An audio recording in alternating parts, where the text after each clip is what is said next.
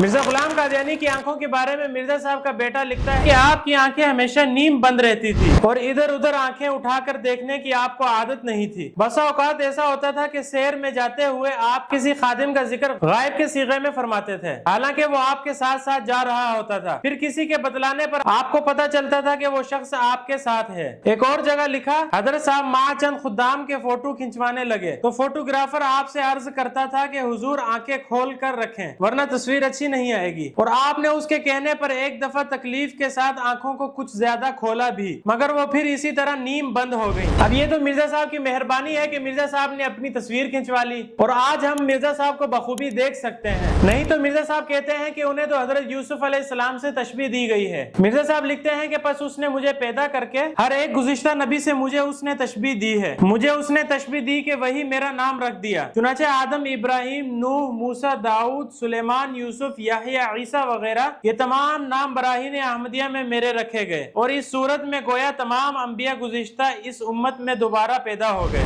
ان سب حوالوں کے بک reference description میں ڈال دیے گئے ہیں، آپ احمدی حضرات خود ویریفائی کر سکتے ہیں۔